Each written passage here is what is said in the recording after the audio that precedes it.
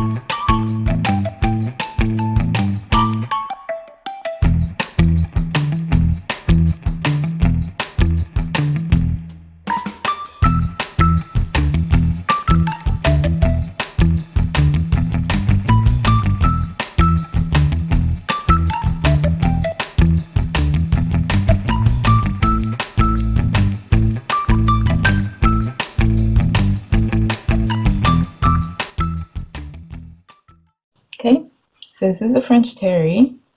I've got two little scraps here, and I'm just going to run a sample through here and make sure that my tension and etc. is correct.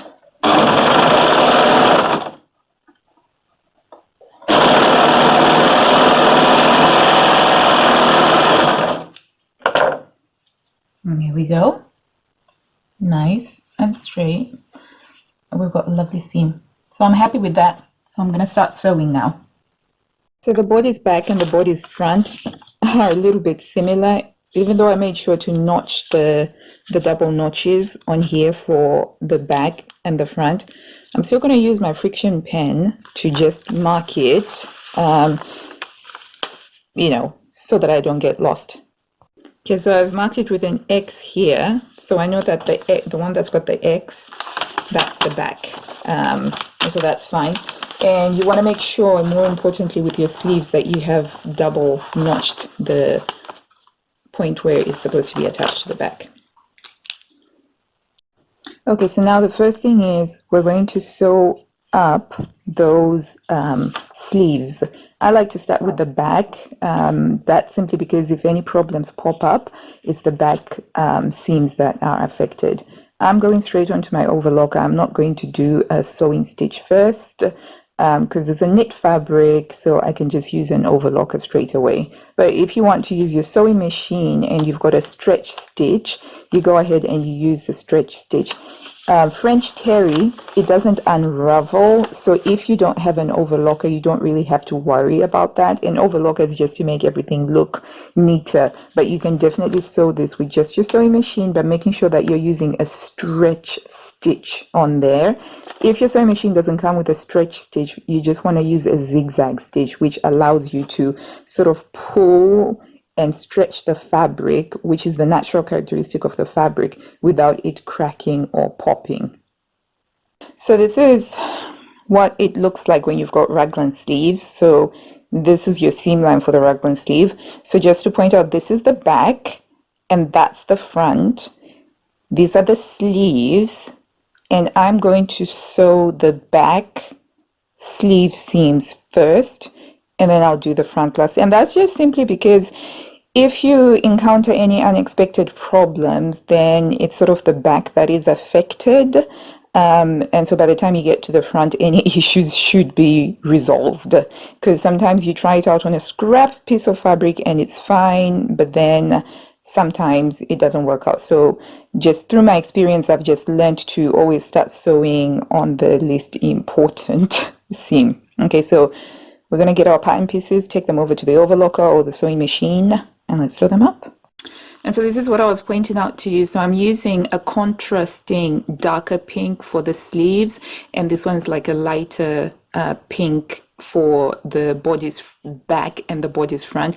And I'm just hoping that this will make those design lines just pop a little bit, because I like doing that. I like playing around with that.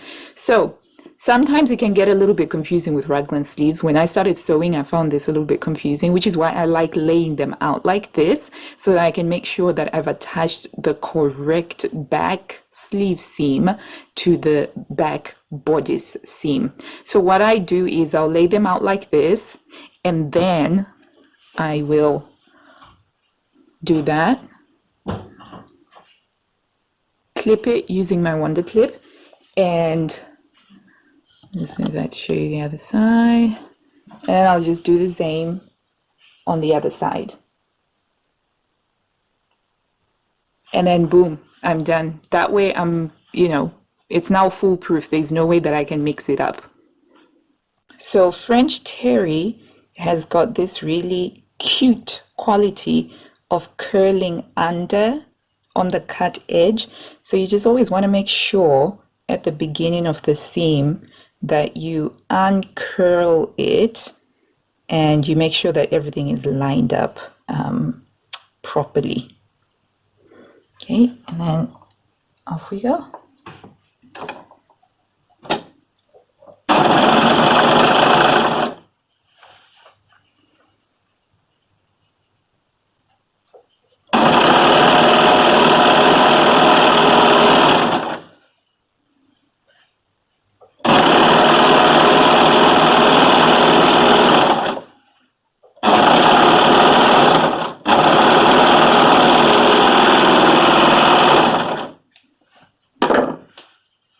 No? Okay, so sometimes this is what happens. So when I checked on my scrap piece of fabric, there wasn't a lot of waviness. It seemed to be fine. But on here, I can see there's a little bit of waviness that I'm not too happy about. So I'm going to just adjust my tension so that it's not as wavy. Okay, so I've turned up my differential feed to 1, and I'm going to do the second seam now. And that shouldn't be stretchy, but also you don't want to pull your project through, because that also increases waviness.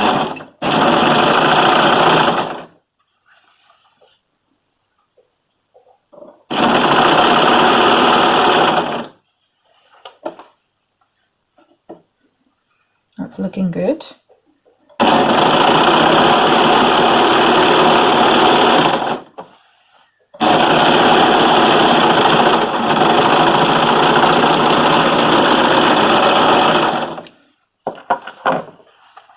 Okay, and that's definitely a lot better now.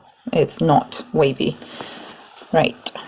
But that's okay. It's at the back. When you press it out, it will look fine. A wavy seam is not the end of a sewing project, trust me, because pressing actually does a lot of stuff, does a lot of wonderful stuff.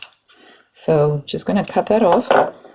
Okay, so that's the back, and then I am loving that contrast. I love it. This is like a candy pink, and this is more like a fuchsia pink. Cannot wait to finish this. Okay, so sorry to get sidetracked by the beauty of the fabric. We're going to grab our front now, and we're just going to sew up those fronts. Okay, so now we're sewing the body's front. Now, I don't actually use pins when I sew. Yeah, unless it's absolutely necessary.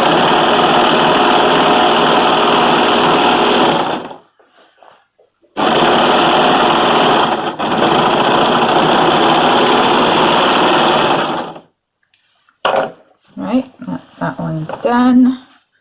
Now we're just gonna grab that. There's so much lovely pinkness going on here. Love it. And it's a really dull and grey day here in the north of England, and we've been given flood warnings, and it's been raining for like the last 4 days or so. So it's kind of nice seeing these bright pinks there. They're just cheering me up actually, which is pretty awesome. Right, here we go.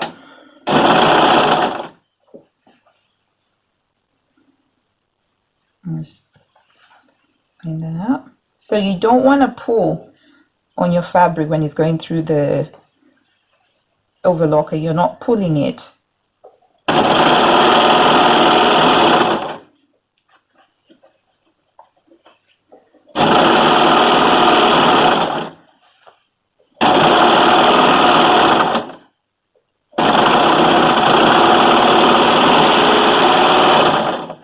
Okay. Snip those ends. All right. We have something that looks a little bit like a garment. Oh, hey guys, look at that. Oh, I cannot wait to wear this. Okay. All right. So the next thing that we're going to do is we're going to do that neck. I'm making version 2 of the toaster sweater with just a simple T-neck. Okay, so we're going to grab that pattern piece and then we'll do that. Don't worry about pressing just yet. Like I said, I use industrial sewing techniques, so it means that we get as much sewing done, and then we go in, we get as much pressing done, and it's sort of, I think it makes it a lot more efficient, certainly for me. Okay, so boom, look at that. Awesome. Right, let's go grab that neck piece. Okay, so this is your neck pattern piece. It's cut on the fold, okay? And you want to pay attention to this before you cut it, about your grain line and the greatest stretch around the body, because sometimes some knits, this is French terry by the way, so it would be fine with French terry to just go along the grain line, because French terry tends to stretch from selvage to selvage, but for some knits you might actually have a greater stretch on this side than you actually do on this side. Okay, so you just want to pay attention to that before you cut it out. But here we go. So I just want to point out that always make sure you notch your fold point. Always notch that. Even if your instructions don't tell you to do that, always notch it, because it's always useful to know where the center of a folded pattern piece is.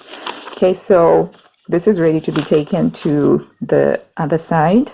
As an aside, when I'm sewing, each time I take off a pattern piece, I just throw it onto the one pile. And I like looking at this because this tells me the progress that I'm making, because each pattern piece signifies a step that has already been taken. So this is our neck piece, right? So we're just going to right sides together and we're going to sew that up.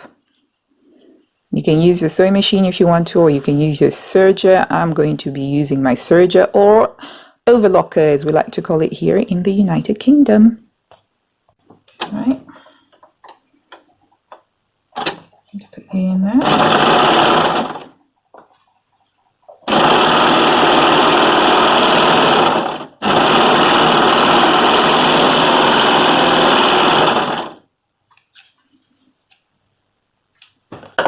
Right, there we go, sewn up.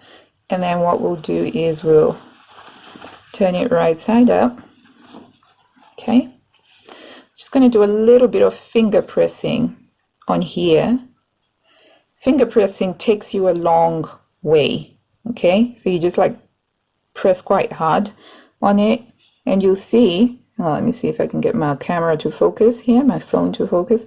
So you can see when you press that, you actually get the effect of, you know, a relatively pressed seam. So this means that I don't have to go to the ironing board straight away to press everything, but at least this seam that's going to get sewn up is as flat as it should go.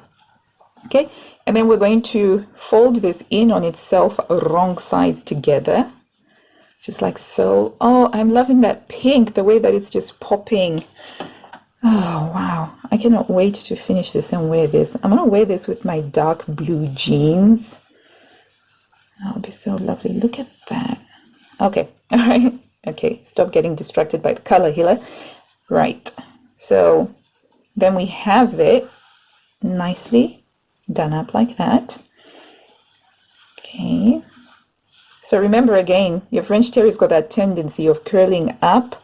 You just kind of want to make sure that you're lining it together like so. You could use your Wonder Clips to keep it tame if you want to. But there you go. That's the neck. And then the next stage is we're going to attach that to the bodice. Okay, so here we have our bodice. Okay, I'm just going to find which one is my back by looking for that mark. There's my cross. So this is the back. Okay, so I know that this is the back and that's the front. Okay, and we're going to divide this neckline into 4. So we know that this is the center back and that's the center front. So what we do is we just go like this,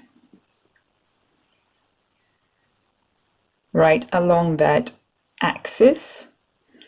I think in geography it's called antipodes, isn't it? Okay. So we do that, and sorry, totally got mixed up there.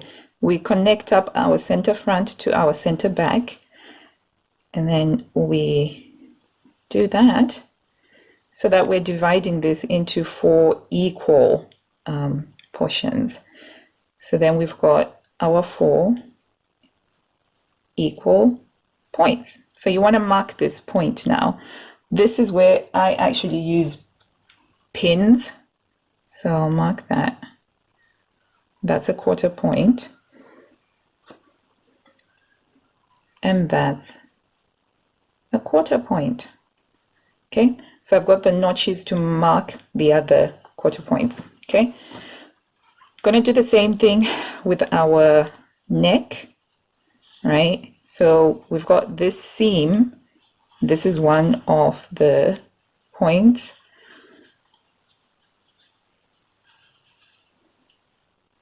Okay, so I'm actually going to use this seam for the center back, and that's because with sweaters or with t-shirts, I do find that the back and the front can be so similar. And because when you make stuff yourself, you don't actually put little tags on them, unless if you do. But on knit things, I tend not to put any tags on them. It can be very easy to get mixed up on what's the back and the front. But this seam, if it's on the back, I know that that's supposed to be the back. It's just a simple thing that I've picked up over the years. So I will be putting this on the center back, but some people might want to line this up with one of the side seams, and you can go ahead and do that right away, but I prefer personally to put it on the center back, because then that's my easy visual marker for this is where the back is. So we're going to go right ahead and we're going to divide this into 4 equal pieces. Okay, so this is section 1 over here, and then that's section 2. So I'm just going to go right ahead and I'll grab my Wonder Clips.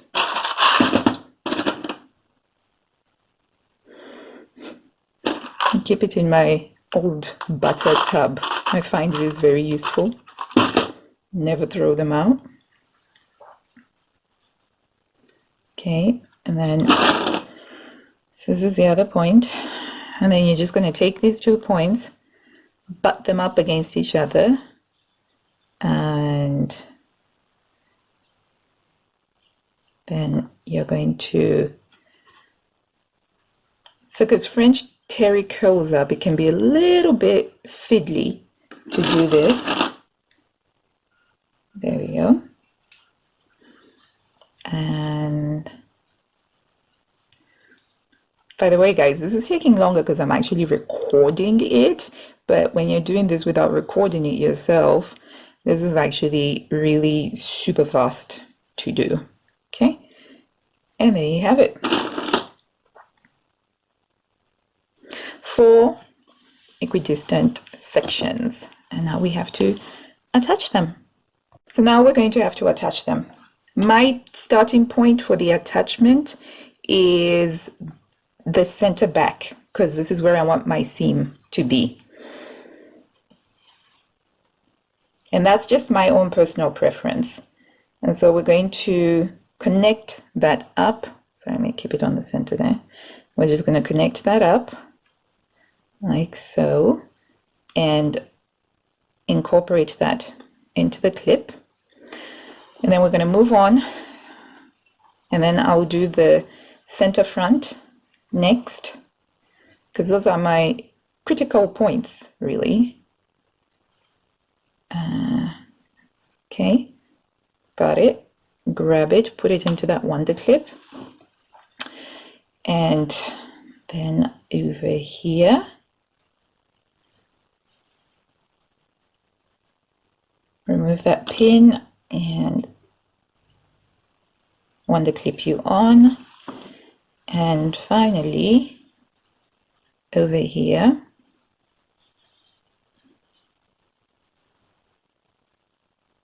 remove that wonder clip and then pin it on. Okay, and then I'm going to take this and I'm just going to serge around here. So my overlocker, you can do circular seams by removing this, and I suggest that it's a good thing to use. So I'm just going to, you just have to fiddle it, play around with it until everything lays nice and flat. And you want to make sure that your terry hasn't curled in under itself, because that's very frustrating when that happens. So in order to help it along, I will use some extra clips as I go along, just to stop it from curling under, so that I can do my seam as quickly and as easily as is possible. Clip that on.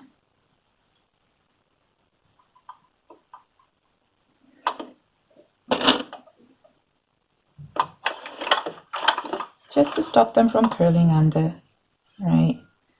And here we go.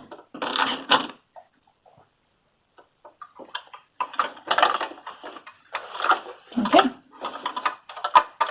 there we have it. So I don't want to start my overlocked seam at the front. I want to start it at the back. And again, that's just so that if anything goes wrong, it's at the back and not at the front, you know. It's not, you can sort of get away with that. Okay, and making sure that everything is nice and flat. Raise that presser foot.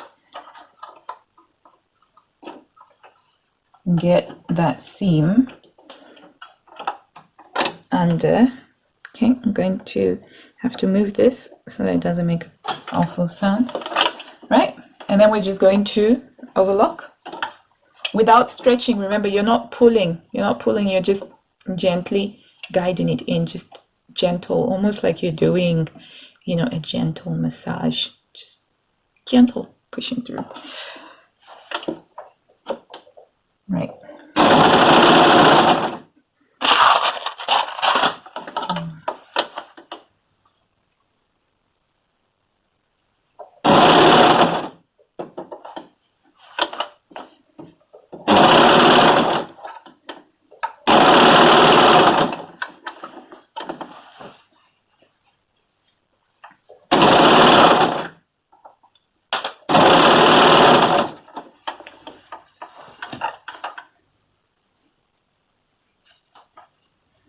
making sure that everything is nice and flat, that you don't have any puckering.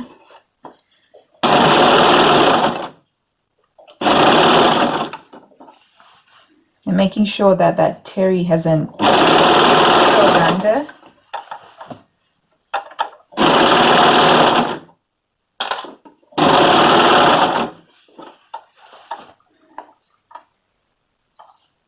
Okay.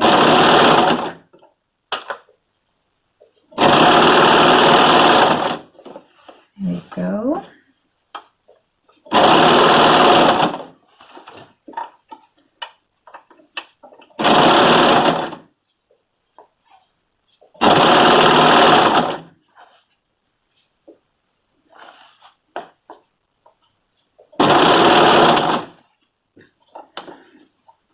Okay, and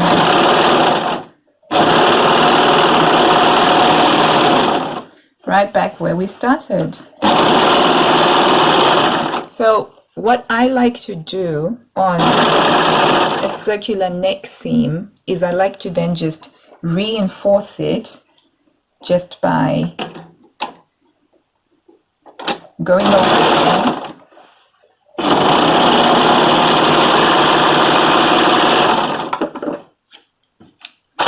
So I've just sort of gone over it again, and that sort of reinforces it for me. So I'm gonna cut that off, and you can, if you want to, right? So what I like to do with these ones, just to be sure that they don't actually come all the way out, is I use my tiny crochet hook. And this is where it comes in handy to be a multidisciplinary stitcher, you know, because you can then use a crochet hook to,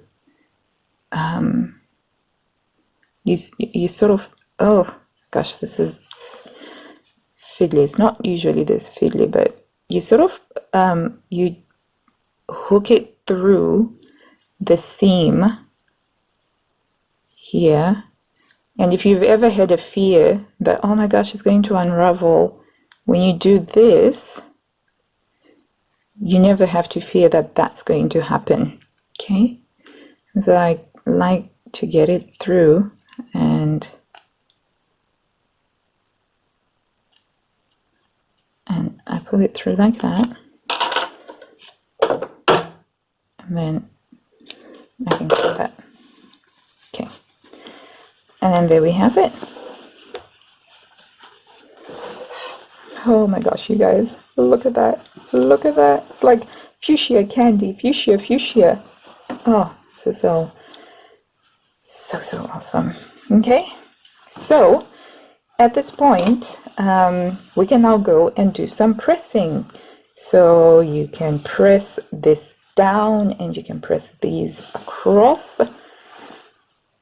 So my iron is just heating up. I've got this Teflon iron cover, which is amazing. This improved my pressing game so much, and it doesn't even cost a lot. It's one of those things that you get so much bang for your buck. It's just crazy, and I've had this for a couple of years now. It's awesome. So because we're going to be pressing the neck, which is in the round, you want to use your tailor's ham if you have one, which is another great investment. So here we go. Just gonna put that there. Make sure that my seam is pointing downwards, because that's where I want to press it. Oh, look at that. Okay, I'm just gonna change that. All right, here we go.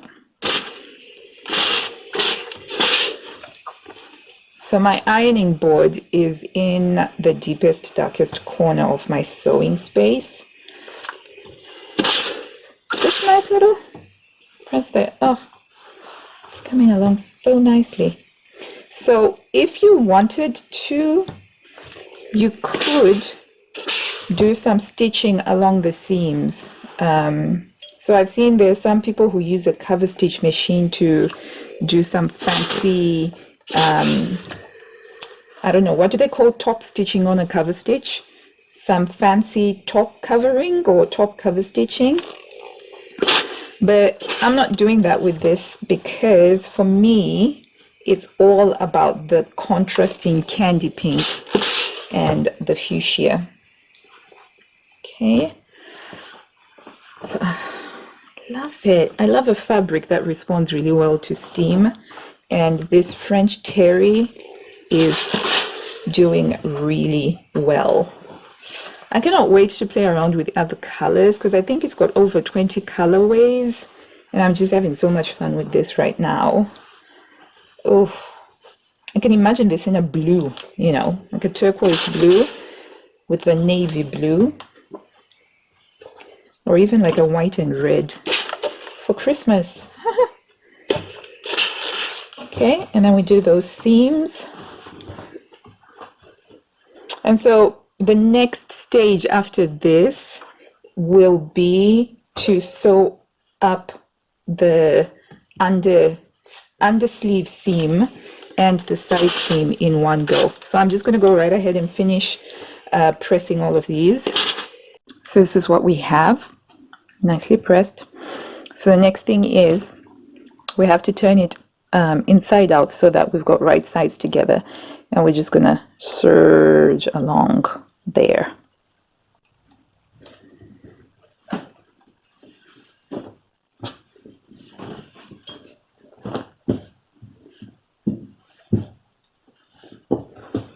So the key points are here and here. So I want to clip those together because those are the points that everything has to meet up. Okay, then we're ready to go. I just wanted to show you a neat little trick to reduce bulk with overlocked seams, and I learned this in sort of like my first year of sewing. So you have here, so normally when you are traditionally sewing, you would have your seam allowances pressed towards one side, but that can be quite bulky, especially when you're serging. So you kind of like have one side pointing that way, then you have another side pointing the other way, and that reduces bulk. And that's what I do when I am sewing with knits. The only difference is if I had decided to, say, for example, do some top stitching over here, which some people will do. It's a nice finish, but like I said, for me with this particular project, it's about the contrast of the fuchsia and the candy pink. But top stitching can look really lovely. So say, for example, if I had got the navy French terry, I would have loved to do mustard top stitching along there, and that would have looked really nice. But in that case, then my seams would both be pointing in one direction, which is okay. But if you're not doing any top stitching, then you might just want to try this out for size. It's just a great way of having less bulk. There. Okay. Okay.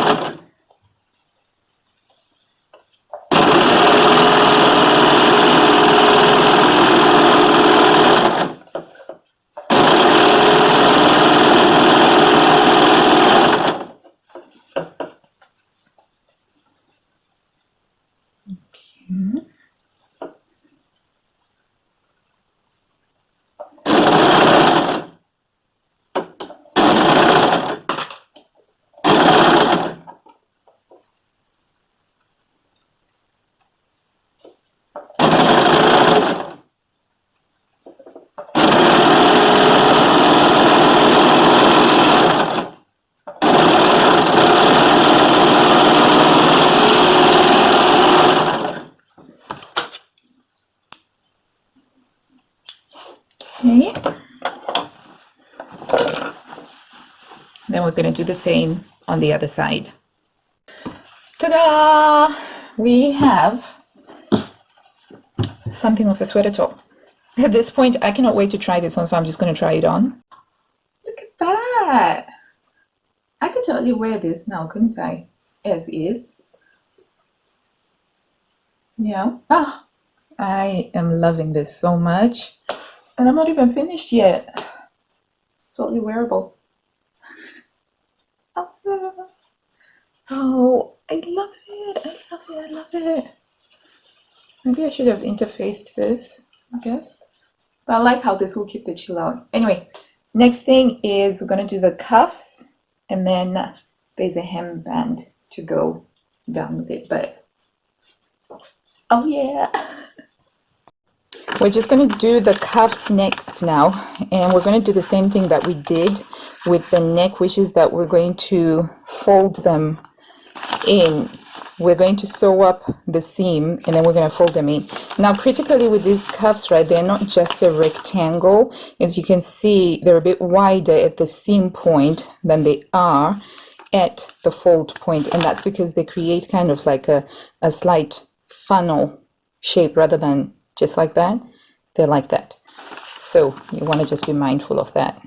Right, so you're just going to fold them in together, right sides together, like so, and we're going to serge along here. Okay, so that's folded up, and we're going to sew that down.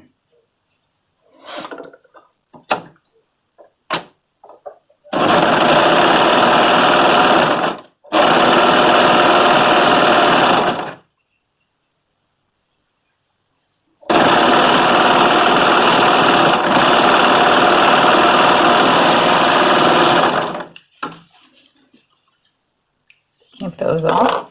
Okay, and then going to get it wrong sides together again, just like we did with the neck line. Gonna for that, and that's what you're going to have.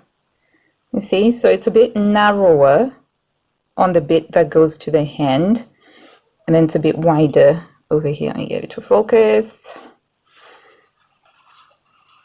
And then we're just going to attach this to our sleeve. Okay, so you're going to grab your sleeve.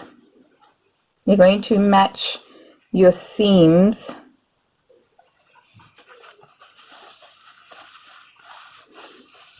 together, just like so. You can do that little trick that I told you, where you've got one seam pointing in one direction and the other seam pointing in the other direction, so as to reduce bulk, because you've now got 3 serged seams right here. Okay, I'm gonna grab my wonder clips, and just like that, fill it around until it's nice and secure, and then we're just going to serge around here. Simples.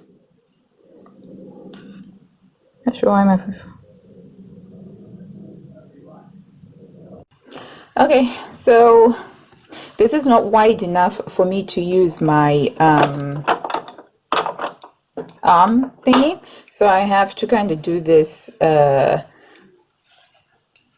trick where I'm sort of flat sewing in the round. So you sort of grab your starting point, put that under the presser foot, and then you just sort of whiz it around. So I'm just going to show you again. So I've put on my wonder clips because French Terry has got this endearing quality where it curls in on itself, but once you've sewn it up, it's fine. So there we go.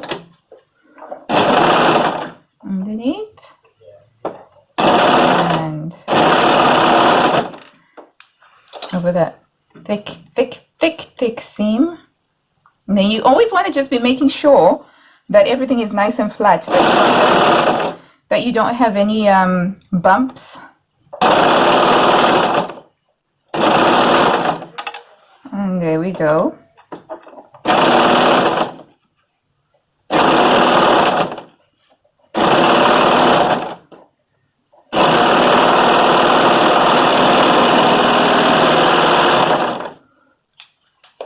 Okay, now we've done that, and I'm just going to grab my crochet, and then I'm going to do that thing again where I just pull this through.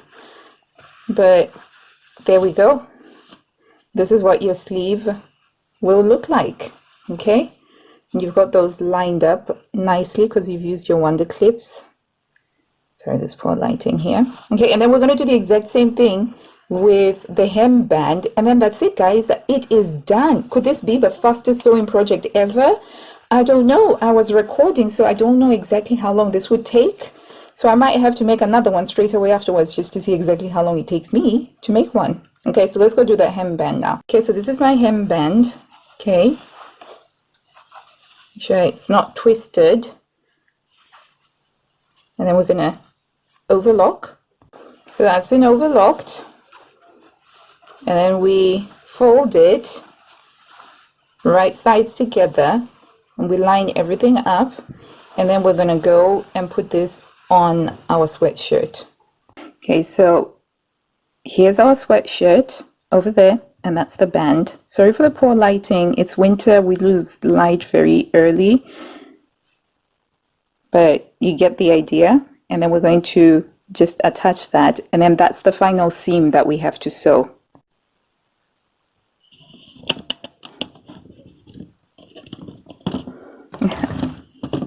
Get that. So I like to just do it like so. Right, and I'm going to line up my side seam of my bodice with my side seam over there, just like so. And then we're going to line this up just like so. And I'm going to put a few clips along here because, as you can see, our French terry is sort of like curling away, which is any lovely endearing quality. But yeah, so we'll just pin this together and then we'll go and we'll serge, and that's it. We give it a final press and your toaster sweater is ready to go, my friends. And this is such a fun sewing project. Instant gratification, instant satisfaction. You feel like sewing but you don't have the time to. Make yourself a toaster sweater. Get yourself some lovely fabric. It is worth having a lovely fabric for something that's so nice and simple, right? So I find that I have to be really careful when I get to the final seam because I get so excited. It's easy to make mistakes, to get overconfident because you think you're, on the final stage. So I always try and be more mindful and take my time and double check and triple check, making sure that I haven't made any mistakes. So I'm going to make sure that everything is nice and flat and that this hasn't curled, because this is the stage at which I am just so, I can't wait to put this on. I can't wait to try it on and finally see what it looks like on me. But I don't want to make any mistakes. And I've done that so many times, believe me. So I now do this because of the experience that I've had from having made mistakes at the final stage. Right, just gonna take my time with it. There we go. Nice and slow, making sure that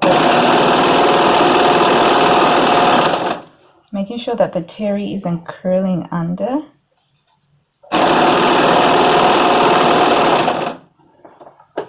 Right. Make sure everything is nice and flat.